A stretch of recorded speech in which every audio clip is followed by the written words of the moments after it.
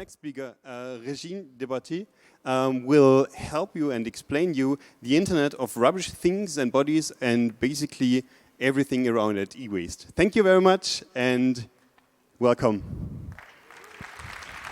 Can I get less light in the face?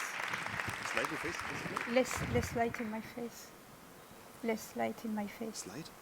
Light. The light. Can I get less light in my face? Okay, a little bit less light for the speaker. Yeah. Hello, good evening, everyone.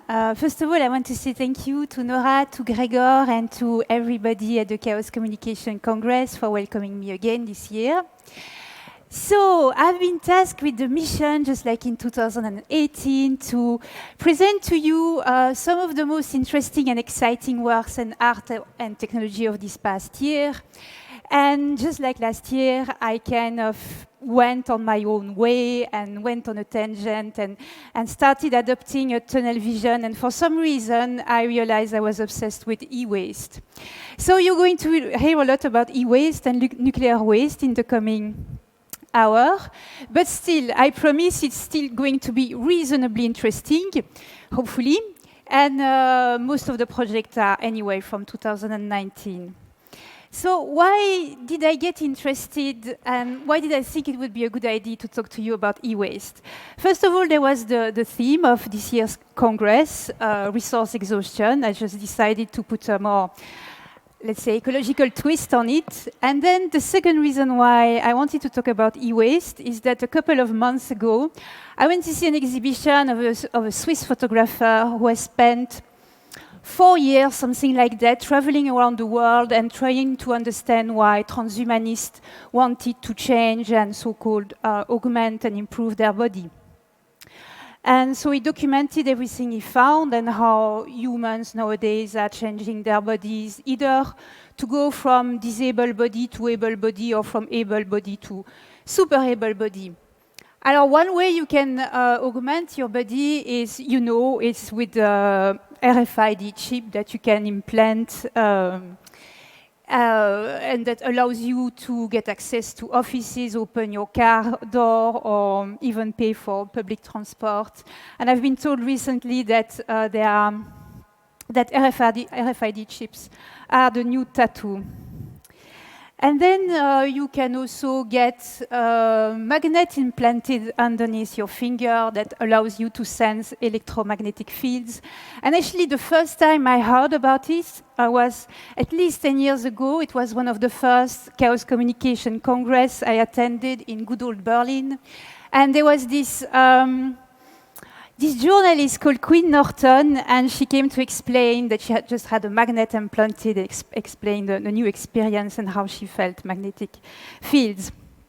Anyway, I could multiply the example, but of course the people who are really at the cutting edge of body improvement and augmentation are the transhumanists. So this is one of them, Igor Trapeznikov. He's part of the Russian transhumanist community. He had a number of implants, you know, the usual RFID chips, but also a device that turns sights into sound, which is usually useful for people who have vision problem or who are blind. And then, of course, there are addition to the body or correction of the body that are there for therapeutical reasons. So that's how some find themselves with bits of titanium in the knee or in the shoulder, and they use this kind of screw. I think that's one of the images in the series that I found the most impressive, the idea that when I get old, I might get this kind of screws inside my body. Pacemaker, of course. And what makes pacemaker interesting is that it was one of the first electronic devices that found its way inside our body, so it became kind of emblematic of the coming mechanization of the human body. And then, of course, there are They are the devices that communicate with electronics that you insert in the body, and that communicate with phones and computers. So that's why some are talking about the Internet of Bodies. After the Internet of Things, there's the Internet of Bodies. So this is a bioartificial pancreas for people who suffer from diabetes type 1. Okay, so there are so many smart devices that can be added on your body or inside your body. I've heard about smart contact lenses and so also smart prosthetics. And after seeing this exhibition, I started looking at people around me with a different eye and wondering who else had bits of metals and electricity and electronics inside their body.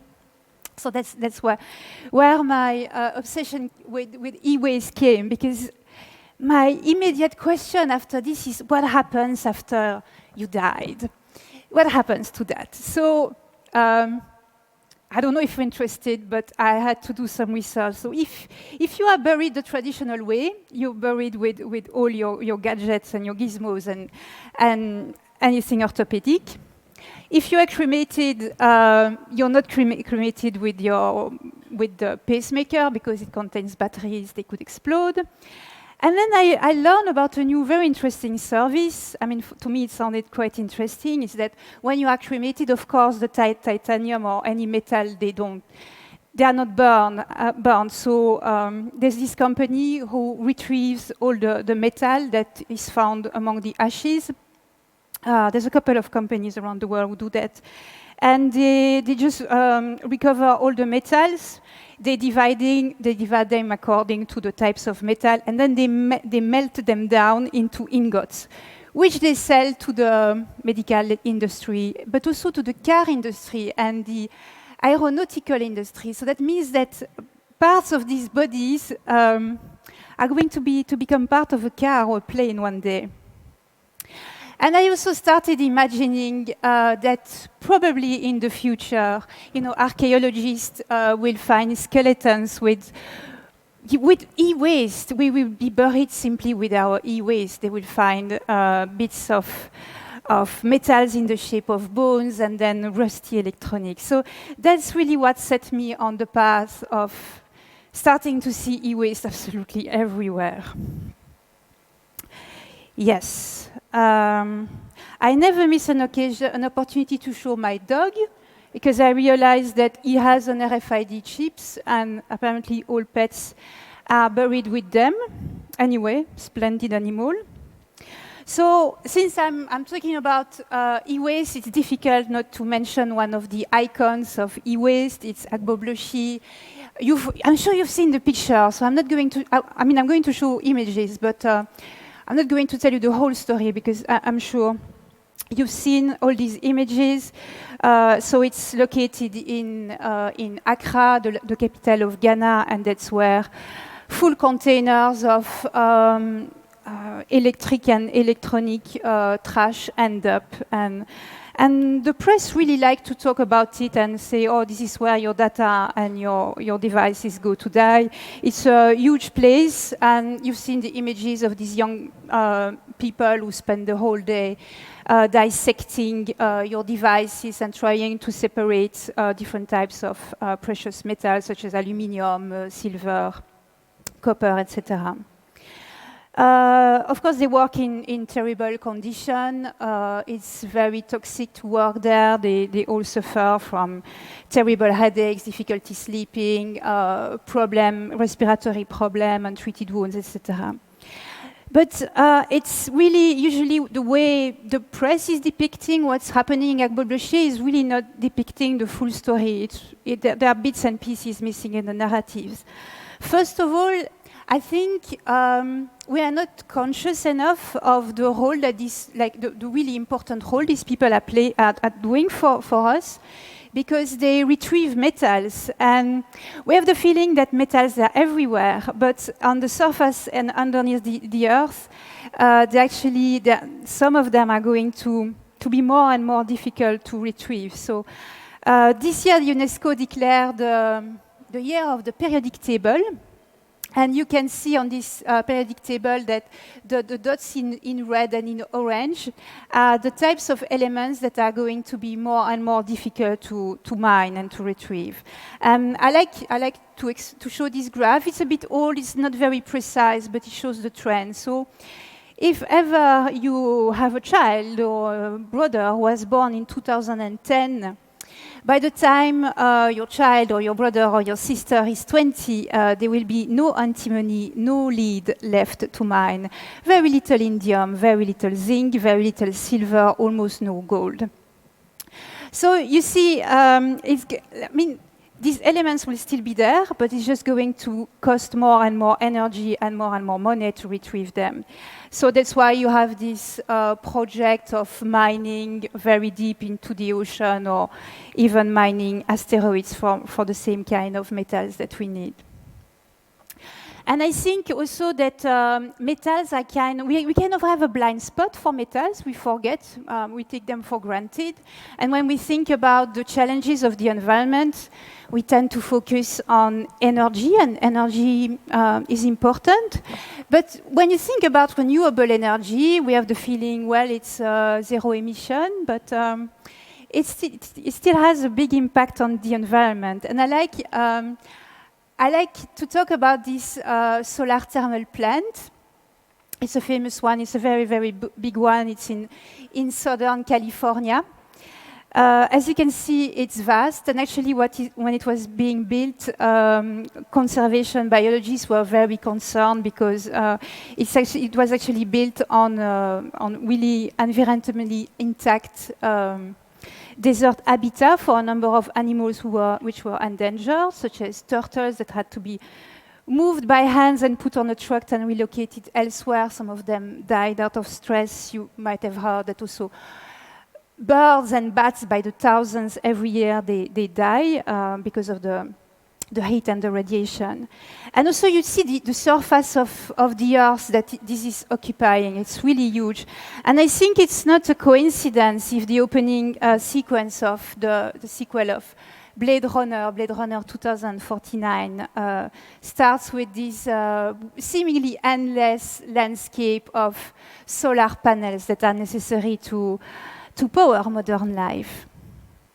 So, yes, as I said, I think we don't perceive the importance of materials and how many components extracted from the Earth are inside any object that surrounds us. So I'm going to show a couple of examples of design work and artworks that try to make visible the elements that are inside our electronics or electric objects. So the first one is by these designers called Studio Drift, and they have a series where they decompose all kinds of objects. I'll show a few of them.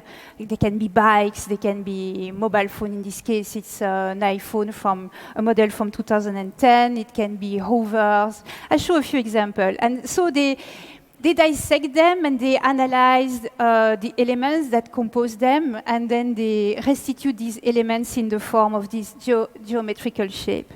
So I'm going to show a few of them. So that was the iPhone. That's good old Nokia from 1999. When you see them in exhibition, they are really tiny, and I think also that some elements are simply not represented. If you think about rare earths, some of them are present in smartphones in really tiny quantities, like less than half a gram. But I couldn't find another image, but this is very big. So this is the representation of a Volkswagen Beetle from 1980. And so that took a lot of space.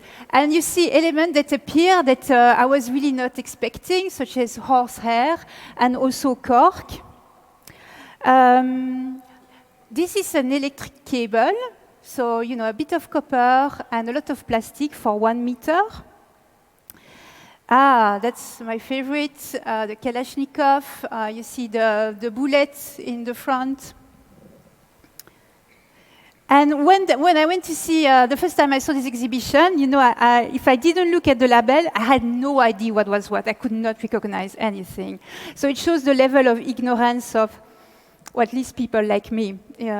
But that I could recognize, the pencil, yeah, that I could manage.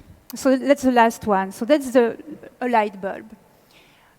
So that's one way to visualize the elements that surround us. It's very designy, it's quite elegant and charming. But I'm going to, I also like artists who adopt a more brutal strategy. So Danny Pluger also wanted to show the inside, well, that was one of his objectives at least, to show the inside of electronic devices. So the first part of his project started back in 2012 and 17. He infiltrated Philips and got hired as, you know, this guy you see at these consumer good fairs that try to sell you gadget and say, well, this is going to change your life, and here's what this can do. So he was hired to sell a highly sophisticated shaver for men. And the reason why he wanted to be there is that he wanted to understand exactly what were the dynamics and the logics behind the constant rapid innovation behind our electronics. So that was the first part. He got his hands on confidential material that really explain how people at Philips, they have these teams. I say Philips, but I'm sure it's the same elsewhere, of course. They really analyze the kind of the different types of consumers that we are, and find the best way to trick us and to lure us and seduce us into buying new products. And then the second part of his project was this year, where he bought this machine. It's a machine that is it's called an industrial stress testing machine. So it's there are several of these machines. You can buy them. He bought this one on Alibaba in China, and they're usually used by makers of well, shavers, mobile phones, whatever, and they simulate all kinds of accidents that can happen to your device, like walking on it or dropping it. I'm going to show a video of this one.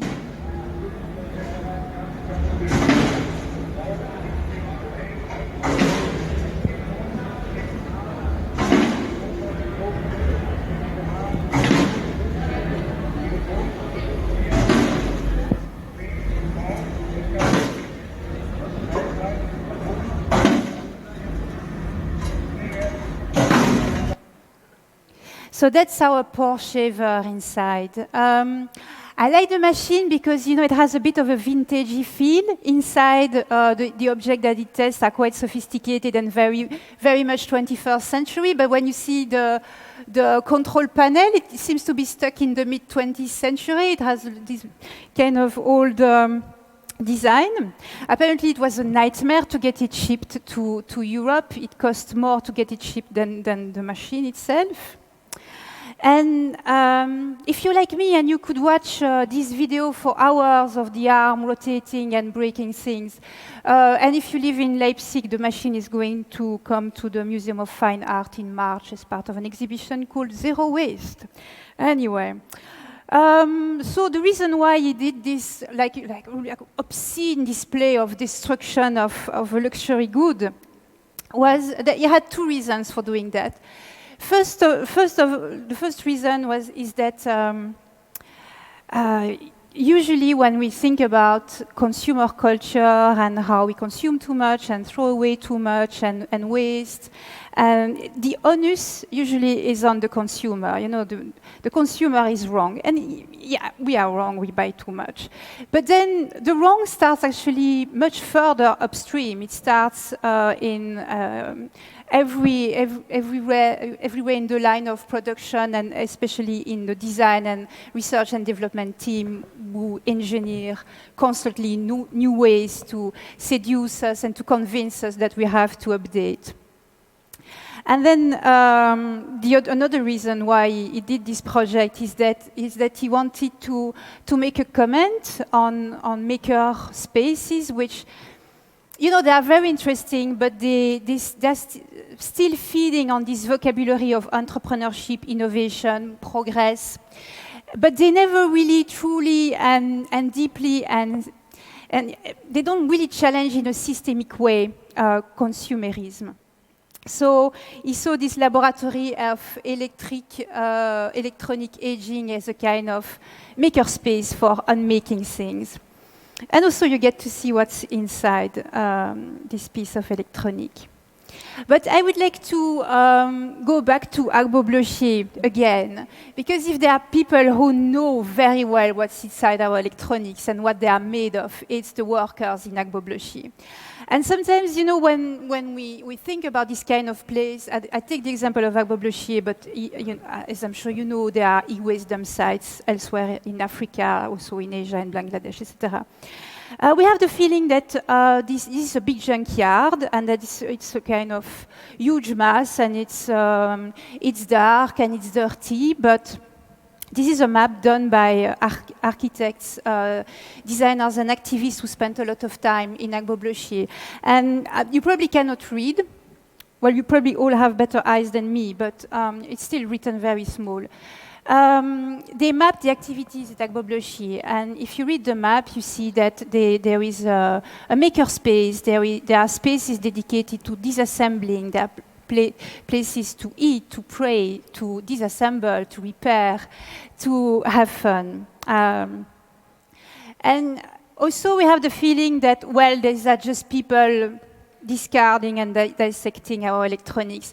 But actually, the way they work is very sophisticated and very fine.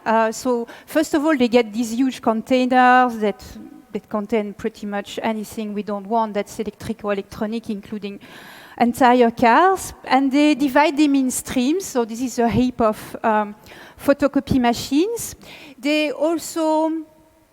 They can detect when something cannot be repaired, but they also can detect which part of the machine or the computer is still, which component can be saved and reused to repair something else. So that also goes on the pile. I think they are much better than us at differentiating different types of plastics. They have places dedicated to weighting the kind of metal that they retrieve.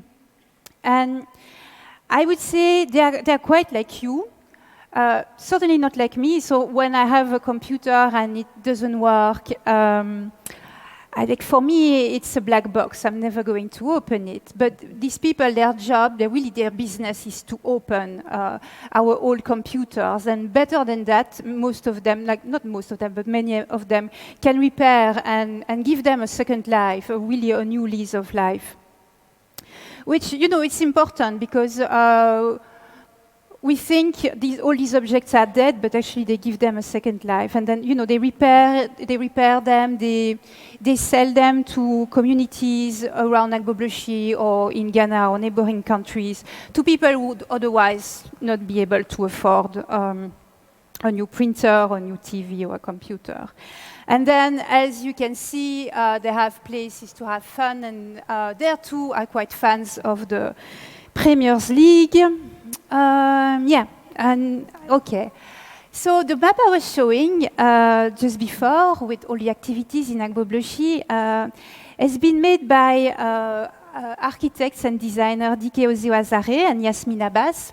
They spent a lot of time trying to understand how the community was working, and they designed this kiosk with anything they could find on the scrapyard. And it's a meeting place where they invite the community of Agbo Blochier to meet people such as graduates or young students in science, technology, engineering, math. And so the students and graduates who have very theoretical vision on technology, and then they get to meet these people who have an extremely sophisticated, very deep know-how, and together they exchange ideas, and they've developed ways, for example, you know, they traditionally, to recover the copper from the cable, they would burn the cable, the plastic, which is very toxic, and also damages the copper. So they find a way to recover the copper without burning the plastic, which means that it's less toxic, it's safer, and they can sell the copper for more money, so it's kind of win-win. They also developed together new processes, new ways of working, new tools. They also have fun, so with bits and pieces they found on the scrapyard a couple of years ago, they made these drones that flew over the junkyard. So it's a project I like a lot because it pays homage to a kind of work that doesn't get a lot of recognition, but that's really important. You know, when you think of, as I said, the metals we are using to make our electronics, and also even the solar panels and the wind turbine, etc. All our renewable energy, they also rely on the same metals that are disappearing, at least are becoming less available. So that's one of the reasons I really like this project. And also it reminded me of this performance from already 40 years ago by Mirle Laderman-Ukeles. She kind of decided she would be an artist in residency at the New York Department of Sanitation, so that's the people who collect the trash.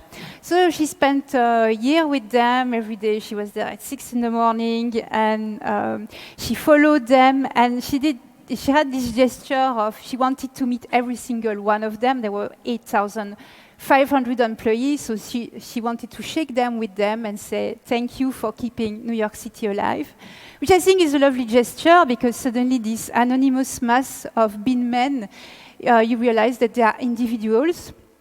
And yeah, she documented and talked with them. And yeah, it's a way to bring attention to a profession that we don't value a lot. And also, she wanted, by spending so much time among them, to make people realize that the work of these people should be valued at least as much as her own as an artist, because of the role they play for the collective society.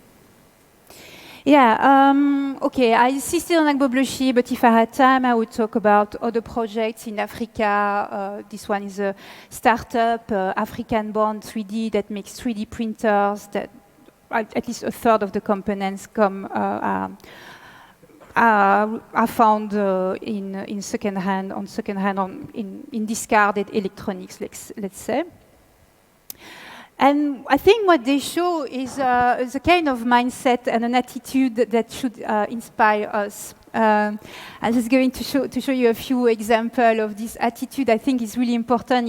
Is trying to make the most of what you have instead of jumping on the next gadget and gizmo, but really trying to be as creative, as innovative as possible. So in India, they have this movement called Jugaad, where in the West we translate it as frugal innovation. So this is a guy who he had only a motorcycle, he needed a ploughing machine for his land, so he adapted his motorcycle and he turned it into a kind of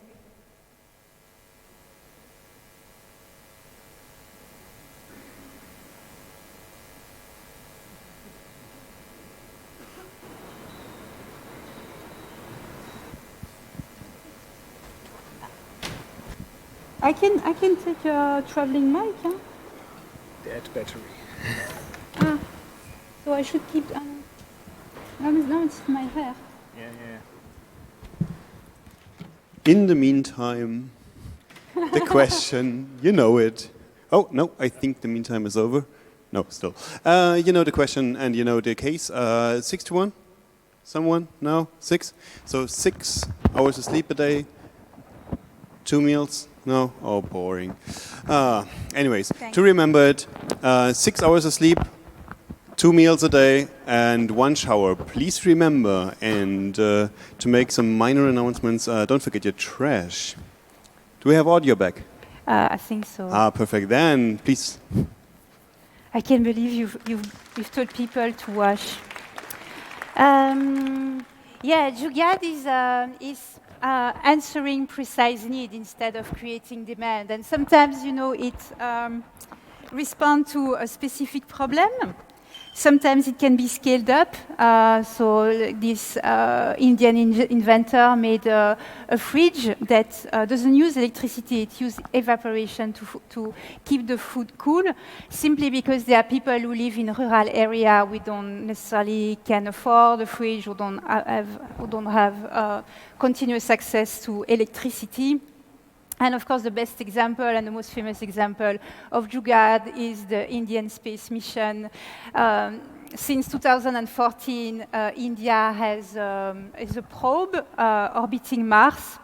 And the Indian engineers and pretty much everybody in India jokes about the fact that it costs less money for them that this space mission costs less money than your average Hollywood blockbuster about space.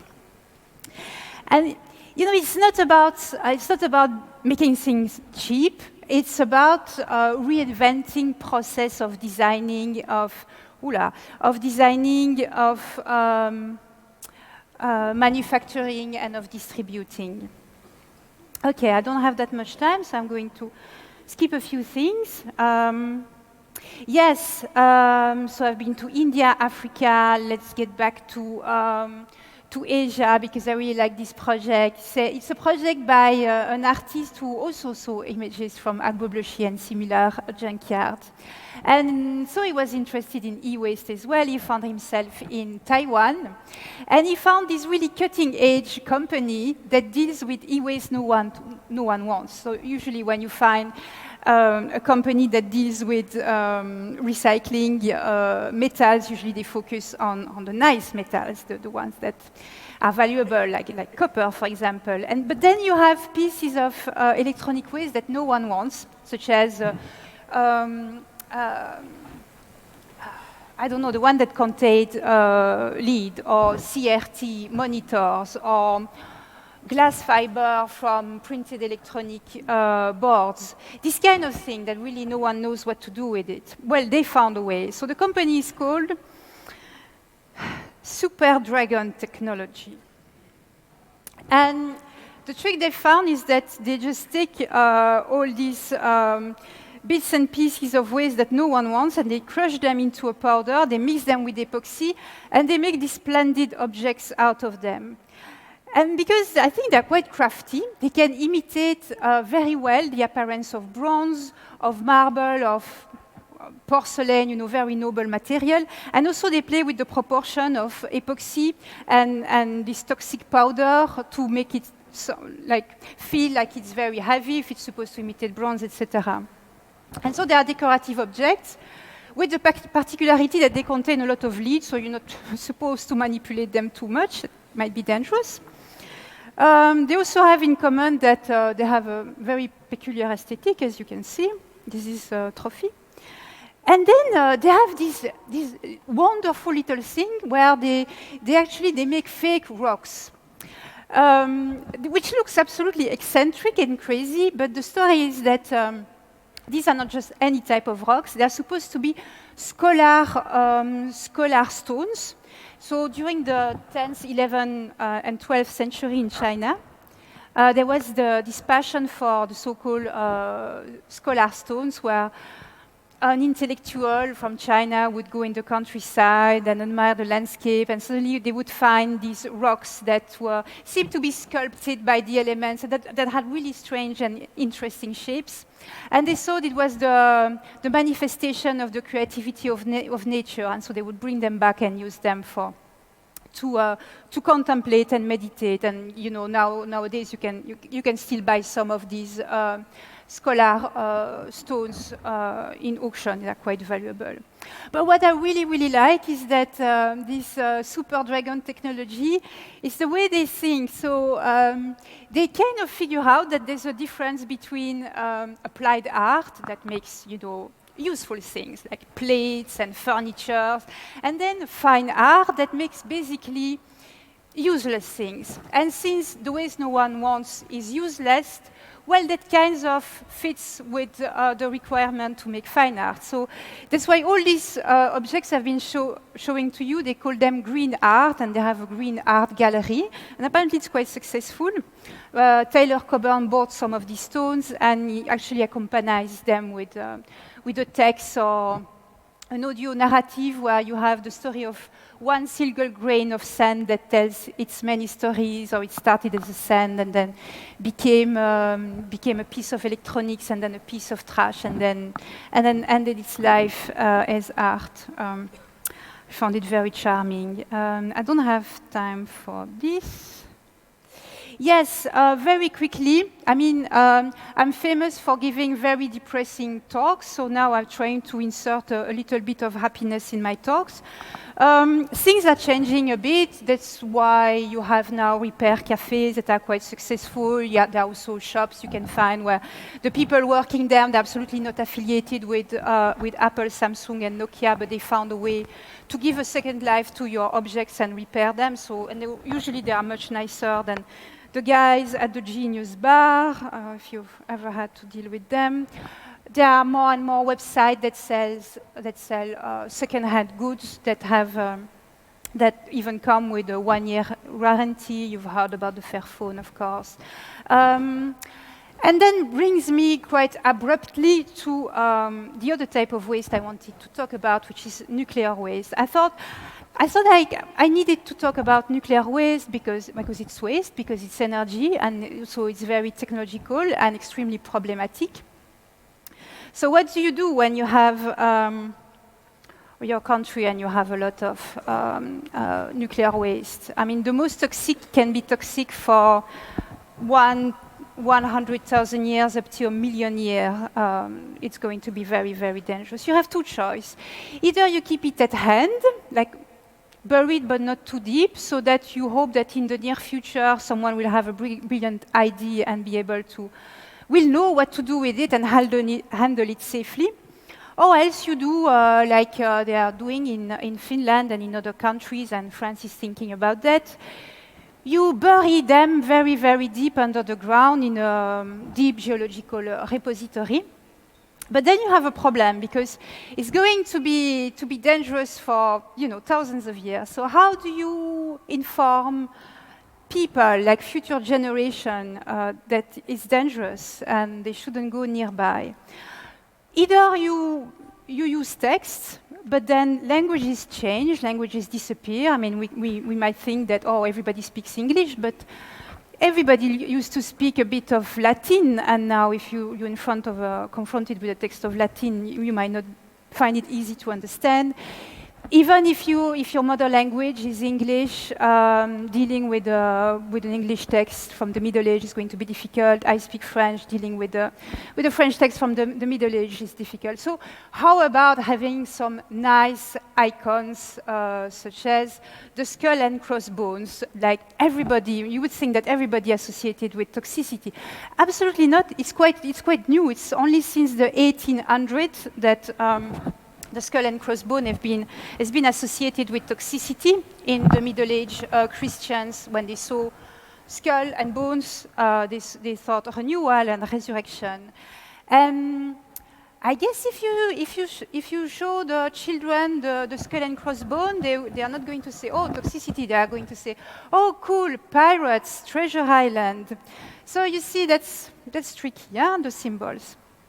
So I'm going to show a couple of ideas that semioticians and artists and philosophers and thinkers have thought about to deal with how to signal to very, very distant generations that there is something special there and that you shouldn't go near it. Oh, yeah. Okay, I forgot this one. Even if you found a suitable message, let's say you found a suitable message, you also have to make sure that people will take it seriously. Dotting the coastline of Japan, there are these so-called tsunami stones that basically say, please don't build beyond this point, because it's very dangerous. There's been tsunami. They will come back one day. No one paid attention. Anyway, let's go back to my artist and semiotician's idea. So in the early 80s, the semiotician had the idea of, to preserve the memory of the presence of very toxic, very dangerous nuclear waste. You have to make it part of society, to include it in the fabric of society. So he suggested the creation of an atomic priesthood, so that would be a religious order that would have as its mission to keep the memory of the danger alive using rituals and myths and folklore. Some artists thought, well, we should plant a forest, like a forest of genetically modified trees on top of one of those repositories, so that in the autumn the leaves would bloom and become blue, and then they would fall, and then they would be a nice blue carpet, and people will, like in thousands of years, will interpret it as, oh, this is a sacred place, we should leave it in peace and respect it. I really love this idea. I find it a bit naive because, human beings don't have a great track record of respecting beautiful pieces of landscape. So, yeah, I'm not very optimistic. And then there's this kind of cynical idea of modifying a cat so that the cat would start glowing or changing the color of its fur in the presence of high radio. Oh, I'm 20 minutes again. I keep adding time. But I'm almost done anyway. So that would be a cat that changes colors or glow in the presence of radioactivity. This is not one of those cats. It's an artistic interpretation of by Marcel Ricli. So, I think it's not very nice, but... to be honest with you, I like all those ideas of trying to transmit and connect with very, very distant time and with people who live in moments in times we cannot even comprehend and imagine, but I'm not totally convinced. And I mean, they are charming, but I don't think they would stand the test of deep time. Mostly because it's just, the periods we're talking about, like even 100,000 years, it goes beyond human experience. How do you relate to it? It's just so far away that it becomes abstract and almost unreal. So I've been thinking, about this project. I've been interested in nuclear waste for quite a few years now. So I've been thinking, are there projects, artistic or others, that can relate to, physically or emotionally, with very, very distant past, but in the distant times, but in the past, because we know the future, we don't know what it's going to be like. But the past, we kind of have an idea. And I couldn't find any project that I was convinced could give a good experience, a good idea of relating to a distant time in the past. Until last month, there was this big art fair in Turin, and I found this butt plug. By a Swedish artist called Thomas Hammond, and the particularity of this butt plug is that it's made of coprolite, so it's basically dinosaur poo from around 140 million years ago. And that's where I discovered that there's actually a big market for, this is incredible, for fossilized dinosaur excrements. You can buy it, I checked, you can buy it on Amazon. I'm not sure it's going to be authentic, but it's available on Amazon. So I thought, yeah, that's it. I mean, if you were to buy it and use it, you would actually be in close connection with a living creature that, in intimate contact, I could say, with a creature that lived at a very, very distant time. Okay, so we're almost at the end. I have 3 lines of conclusion that I'm going to read, but then I want to show you a film. And my conclusion would be that all of this is very fanciful, especially the end, but it might still be useful to keep in mind that something like renewable energy that keeps us so passionate is very often viewed as a long-term solution to the climate emergency. But unfortunately, renewable energy relies on physical resources that are neither infinite nor renewable. And right now, it looks like we are busy implementing a future that was dreamt and conceived a few decades ago. At a time when society wasn't worried about exploding climate crisis, the erasure of wildlife, and a growing material scarcity accompanied by unmanageable heaps of waste. Anyway, I've just been talking about the future, and I would like to end with a short movie set in the future by Alexandre Lupashko, who's a young Russian filmmaker. And I really wanted to show it to you for several reasons. One of them is that when I knew I would come back, my first thought is like, yes, I'm going to be able to show 2050, because I really love it. And the second reason is that I really didn't want to finish my presentation with a butt plug.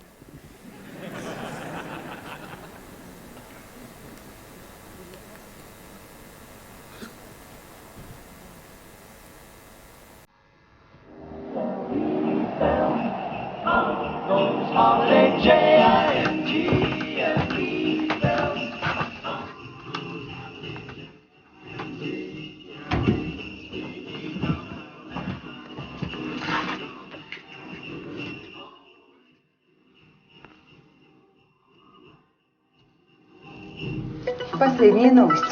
Вчера в главном офисе компании Robotex состоялась торжественная презентация роботов 4-го поколения. В наступившем 2050 году Торговый центр Роботленд работает круглосуточно. И тогда ежик сказал роботу: наконец мечта человека.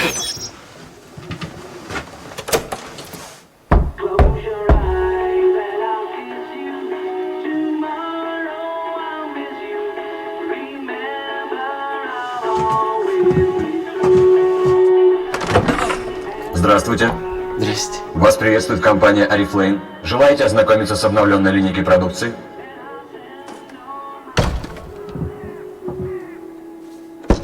Мы рады, что вы заинтересованы.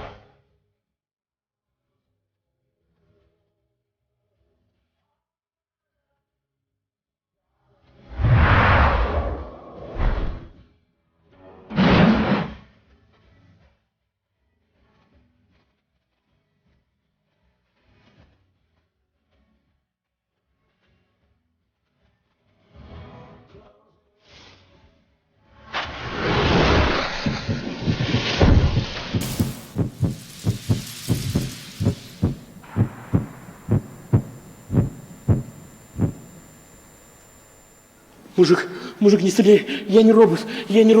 Вот, сопли, в глаза посмотри, я не робот. Ага. А вдруг ты 4-го поколения? Нет, я человек. Точно не робот? Нет.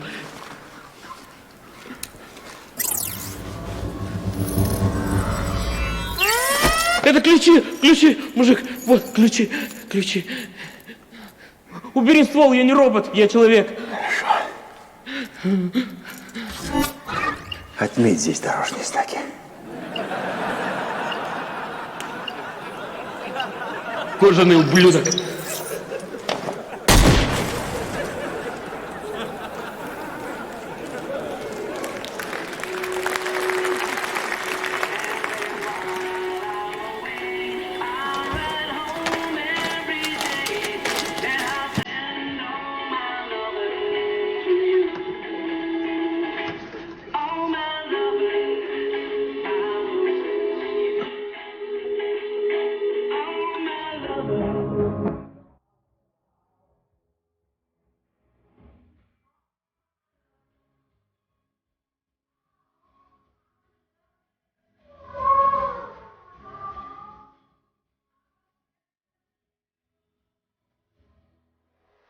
Yeah.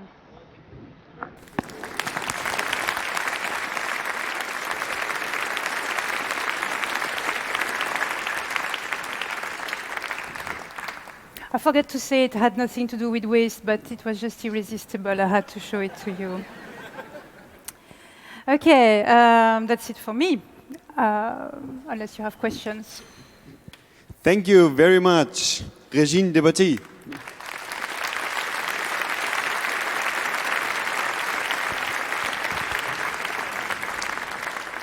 As usual, if you have questions, we have microphones over there and microphones over there. Please stand in line, and of course we have questions from the internet. Okay, in the meantime, a small thing. If you want to read more about Régine, she writes also on the website.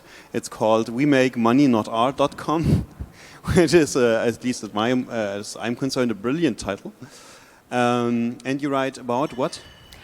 I've been writing, I think it's for almost 16 years about the way designers, artists, and hackers are using science and technology in a creative, but more importantly, socially engaged way. So it's quite political, I like to think. Which suits perfectly to this event. Yeah. So, questions. I see not so far. Not so far. In this case, we can. Number 4 is this? No. In this case, I heard an No question. In this case, we can chat a little bit more about your website.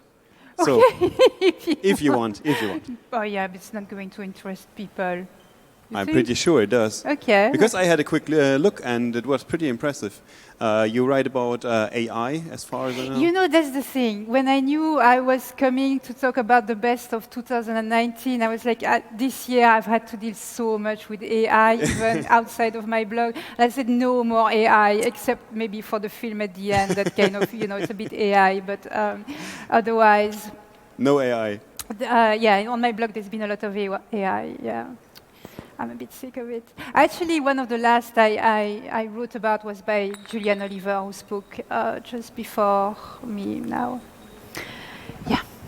Cool. In this case, no more questions. Thank you very much. Please, a warm applause. Régine. Thank you.